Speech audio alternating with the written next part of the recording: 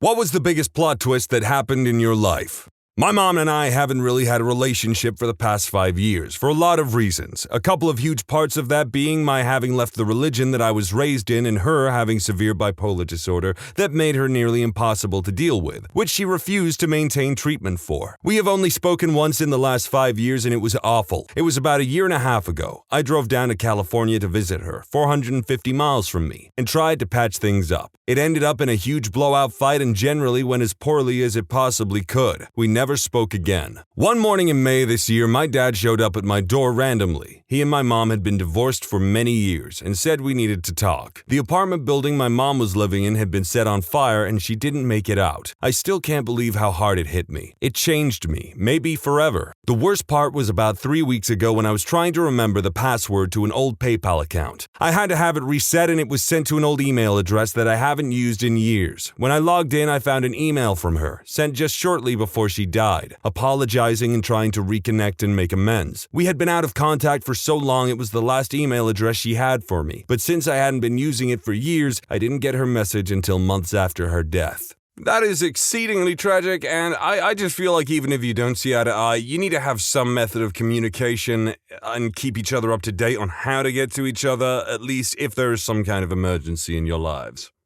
Wife was pregnant with our third and last planned child. We ended up in ER. She was miscarrying. The nurse cried because the fetus was not viable, so there was nothing to be done. It was horrible. One of the first times I felt completely helpless as an adult. Well, turns out the miscarry was actually her body making room for twins. The girls are now 5. Went from losing 1 to gaining 2. I apologize for poor phrasing. I typed it late on mobile. Let me clear up some things. The couple previous ultrasounds only showed a single baby. There was only a single heartbeat. The miscarry symptoms, horrible cramping, pressure, blood loss, was her body preparing for twins. We did not lose a baby. We were told we were losing it by doctors and had accepted that. The position of fetus B was in a dangerous location that would make overall development and C-section very dangerous. We were told the second time that we'd more than likely lose a baby. My wife Grace was put on respite and went on to carry the twins to full term. The unlikely twin is named Grace. Smiley face. That certainly started off rocky, but turned out all right in the end, thank goodness.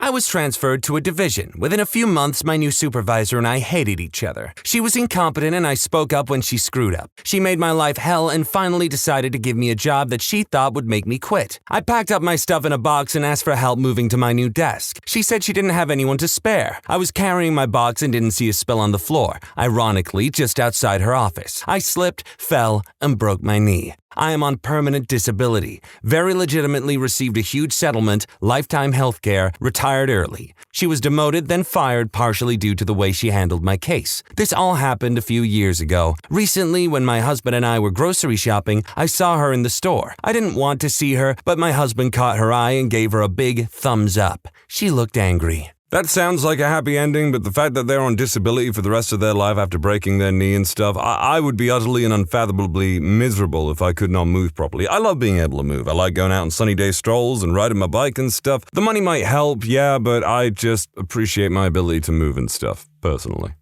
I met a girl through Plenty of Fish and dated her for a year. She lived 6 minutes up the street from me, so we saw each other quite often. Both of us were quite introverted, so we mainly only hung out with each other. We both considered the relationship to be serious and exclusive. Anyway, right from the start of the relationship, I noticed that she would text this one guy pretty frequently. I asked her about him, and she told me that he was her tattoo artist. Just to be snoopy, I checked out the website of the place she got her tattoos done. Sure enough, there was a tattoo artist there with the same first name as the guy in her phone, but the last name was different. I asked her about it, and she quickly called me out on being paranoid, and how it was ridiculous to think that she would lie to me. I agreed, it was pretty paranoid of me. Maybe 5 months later into the relationship, I'm on Facebook and I decide to search the name of the guy in her phone. A profile comes up in the same small city we both live in, but there is no profile picture or anything. I decide to bring it up with her again because now there is 2 Facebook profiles, one who is actually a tattoo artist and one who has the same name that is in her phone. She freaks out on me for bringing it up again and tells me that I'm crazy. I agreed but just wanted a straight answer. She told me that I had nothing to be worried about. I apologized and we got over it. About About a year into the relationship, I found her on Plenty of Fish. I would periodically go on there to see if she recreated her profile. We both deleted our profiles. I found a profile that I thought might be hers, but obviously no pictures. I catfished it and it turned out to be her. She was back on Plenty of Fish and looking for guys. I had all the evidence I needed and I was going to confront her with it the next day and break up with her. However, I thought that if I was going to break up with her, I was going to message this Facebook profile I had found that matched the name in her phone just out of curiosity.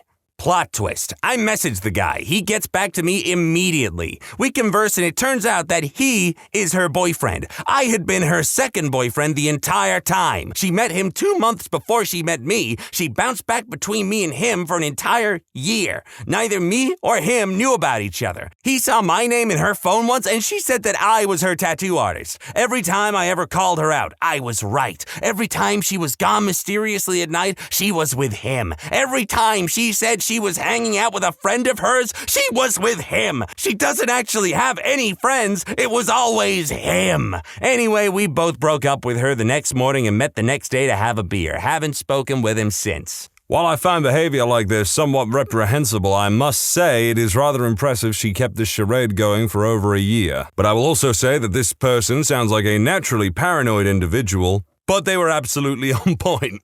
Bill was a self-made millionaire by the time he was 18 years old. That was in the mid-'80s. He has been one of my best and certainly most influential friends. 25 years ago, he married a girl that I did not like or trust. I told him as much, but he married her weird butt anyway. A few years ago, she ran off with a guy she met at a roller skating rink. He apparently wooed her with his zooming around or whatever, and Bill was single again. He met a girl and I insisted I meet her.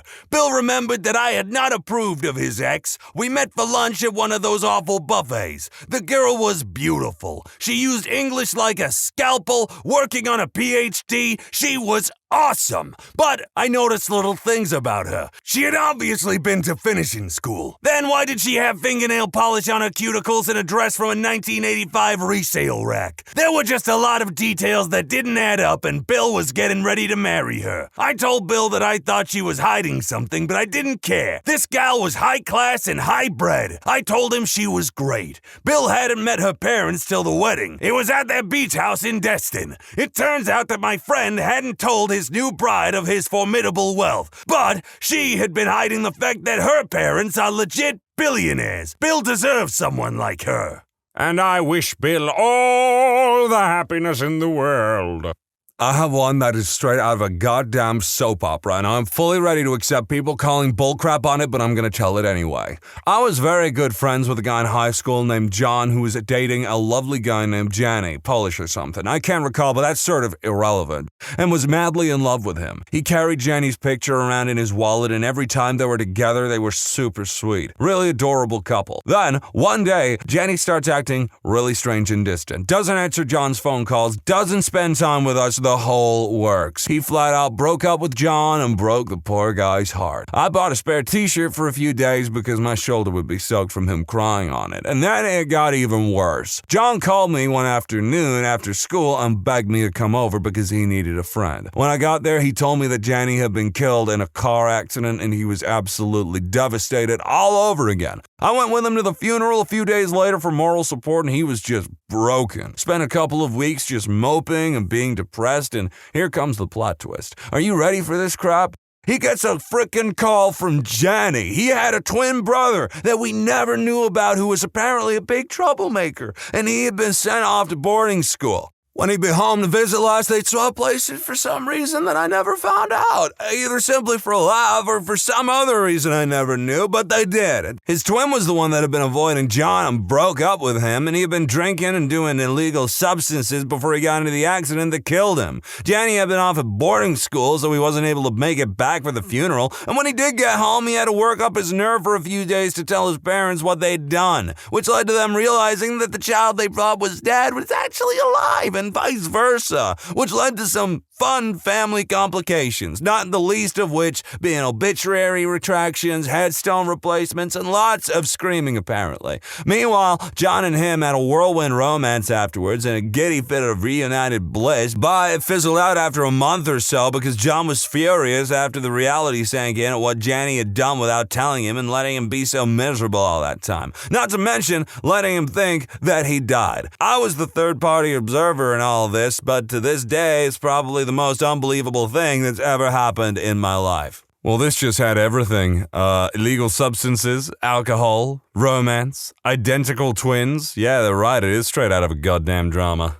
Told this before and will again. I was a little goth girl in high school and secretly had a mad crush on an upperclassman that was a wrestler and did cross country. My cousin, who was Little Miss Socialite, also had a crush on him and hit on him constantly. He and I were complete opposites. We rode the same bus and I was pretty sure I was invisible to him. So one day, his friends start picking on me. He gets up from the front of the bus, moves to where his buddies and I are sat, and sits down next to me, throws his arm around me, and they stop. This annoys the hell out of my cousin as he and I become friends, and he constantly ignores her advances. She later goes on to have me expelled by saying I had a bomb and was going to blow up the school because she didn't like this or that her BF and I were close friends. This ruined every friendship I had except the one with my and her crush. He and I remained friends even after he moved away, and then closer friends when he moved back. Today, he and I are going on 4 years together. We bought a house and car, had a daughter, and are working on plans to build our next and probably permanent home. 10 years later, that B-word is still greener than a Granny Smith apple. Little did the cute AF goth girl's cousin know is that when she accused her of being a literal terrorist, it only made him want her more. Had a child with a woman I didn't love. Gave up my entire life to move states to try and give it a go. Became depressed and made the decision to move back home after realizing it just wasn't working. She filed for child support and thus began the gauntlet of her parents reminding me of how I abandoned my son and family and that I was a piece of crap. Ex wouldn't let me talk to my son unless I paid child support plus additional expenses, which I did because what did I know about being a father at 23? Still made monthly drives to see my son because I loved him. She became increasingly addicted to illegal substances and moved my son from state to state, turning to family members she could leech from. Parents told me I would never see my son again because I don't deserve him. I sued for sole custody, and I'm currently owed $60,000 in back child support and lawyer fees. She's been held in contempt 4 times, and we have a compliance hearing coming up on the 10th. She doesn't attempt to speak to my son, now 6. He wasn't yet 4 the last time they spoke, and current girlfriend of 5 years is referred to as Mom. You know, good for this guy. He seems to have gone through a lot of personal suffering and well chuffed that he persevered and now happier than ever. Hell yeah. I worked in morning radio and I was also an accomplished bowler. One day I mentioned something about a high score I had and a listener called in and challenged me because he had just bowled a perfect game the week before. We worked out the details, and since we had the same first name, I said the loser has to legally change their name for 1 year to whatever the winner wants. We had an attorney ready to donate time for the paperwork. The guy refused to agree to those terms. He was up for anything but wouldn't do the legal name change. So we decided that the loser gets a tattoo of the winner's choosing. My idea was better, but I digress. So the challenge was set. 1 game the next day for the tattoo. Our studio was next to a bowling alley, so we were able to set it up so that we started in the studio in the first hour of the show, bowled in the second hour, and got the tattoo in the third hour. I designed my tattoo and got it to an artist. She made a stencil so she could tattoo fast and make for better radio. I threw the first 9 strikes in a row. He missed a spare in the first. I didn't even finish the game. I would have had somewhere between a 269 and a perfect game. He couldn't even score higher than 200. So we go and get the tattoo on this guy like 10 minutes after I embarrassed him on live radio. The tattoo is me writing Falcor. I green screened myself in the Atreyu pose and photoshopped me into the actual movie poster. The artist had a perfect stencil made. The tattoo is finished and the detail is unbelievable. We all have a great laugh and I only see this guy one other time in my life. Plot twist. The last I heard, he was in jail for graping minus the G a 13-year-old. His second grape conviction. He couldn't legally change his name because he was a registered SX offender. So there is a child grapist in prison somewhere with a tattoo of me writing Falcor on his bicep. I'm the only person in the world with that story. That may very well be true. You may be the only person in the world with that story, but I believe the world is an incredibly large place with some overlap and reoccurring events, so maybe not. When I was around 8, I was diagnosed with muscular dystrophy and some severe heart issues. Everyone kind of just assumed I would die any day after that. Well, come 8 years later, I was still here and my doctor pretty much gave up on figuring out what is wrong with me, so my parents decided to get a second opinion. We went to Mayo Clinic and I was easily diagnosed with postural orthostatic tachycardia syndrome, something that is easily treated through exercise. In my case, post varies a lot and can be much more difficult to fight for others, the opposite of what my doctors told me to do. After that, I was just like, crap, now I have to plan my future. See, this is a real plot twist, because some people in this, I swear, have taken the idea and gone, oh, my life taking a very sudden and extreme change is a plot twist. No, this is a plot twist. A good one at that. I will try to keep this as short as possible. My grandfather left my grandmother for another man after 35 years of marriage and the raising of 2 kids, a daughter, Mom, and a slightly mentally disabled son, Drunkle. It messed my grandmother up pretty bad. Fast forward 16 years, my mom dies from liver failure. Me and my kid sister are young and broke. Grandmother is old and broke. Grandfather pays for everything. Nobody says anything to him. No thanks, no condolences, nothing. I want to go see him and talk to him, thank him, and see how he's doing. I asked my grandmother where he lives on the grounds that he told me he had something important he needed to tell me. Pulled out of my butt, obviously, but grandmother bursts into tears and confesses that grandfather is not my mom's real father. She had a whirlwind romance with some traveling jackass con man who left her as soon as he could. Grandfather offered to marry grandmother and raise my mom as his own. Mom never knew. I was stunned. My grandmother was always really judgmental of other people and looked down on anyone else in this exact situation. She was sobbing at this point, and I snapped at her to stop because blood never really played all that heavily into what me and my sister considered family that she shouldn't consider it either. Anyway, that's how I found out one of my family's biggest secrets on accident and then promptly didn't give a crap. Neat plot twist, though. People really enjoy the phrase whirlwind romance in this topic. TLDR, big misunderstanding leads to big love. I'll share my grandma's, one of my favorites. As a young woman, she worked at a humble bakery in a small town in Australia. American soldiers were stationed in her town as they readied for deployment in the Pacific War of World War II. One day, a soldier from New York City came in and tried to order something not on the menu. His accent was very thick and she, being a Scottish immigrant, could not understand him. She was very embarrassed, but kept trying to assist him. After a couple minutes like this, the soldier got very impatient and started cussing and insulting my grandmother, the bakery, the town, etc. Well, my grandmother, a proud woman of small stature but surprising strength, came around the counter and punched that man hard in the chest. I'm told she broke one of his ribs, but that seems extreme. She definitely knocked him over. Fellow soldier lifted the stunned soldier off the ground and back to the base where they told their CO the story. The CO panicked about ruining relations with the town and pointed to the nearest man. He asked where he was from. Illinois, and hearing no action sent him back to the bakery to apologize on behalf of the army. The man did a wonderful job and made a good impression and went back to that town after the war, and he married my grandma, and they lived happily ever after. They eventually moved back to the States, but she refused to ever visit New York City. Ah, Americans, never will they understand not to mess with a bonny little Scottish lady. That's a sweet story, though. TLDR, thought I was starting a new life and I did, but not the one I thought I would. I moved from California to Chicago after a year of doing nothing after finishing school. Lived with a friend for a bit, then found an apartment in the city with some roommates. Got a perfect job in the field I went to school for. Almost 2 months to the day after I moved into the city, I went on a date that ended in me getting meningococcal meningitis. Spent 2 weeks in a coma. 2 months in a Chicago hospital, was sent back to California on a medical flight where I spent 5.5 more months in a hospital, lost 8 of my fingers and both of my legs, and now, 2.5 years later, I am still recovering with near constant setbacks. My God, went on a hot date. She presumably gave him the meningitis, not on purpose probably, but yeah, that's how you contract it, through saliva, spit, respiratory secretions and all that stuff, you know. And lost his legs, lost his fingers, just had to stay in a hospital for a long time. The coma? This is a man who has suffered. This is what I'm talking about when I say to people, yeah, you can be plucked from existence or anything can happen to you at any time. Gah! I never really knew my father growing up. Sadly, he lived right next door for most of my adolescent life. There is exactly one time I remember him acknowledging me. I was standing on my front porch and he was going up the steps and into his. I was a kid. I waved, he waved back. That is the only contact I remember with my father as a child. Still though, I've always wondered about him. It hasn't really ever been about anger or anything, but more so why he chose not to want me. I've wondered about him for over 15 years. Way back in the day, they released a bike called the Sonic 6. It was a glorified Huffy with a big blue shield on the front and a gear stick in the dead center to change gears. I got it for my birthday, and of course, I was ecstatic. That thing was so cool.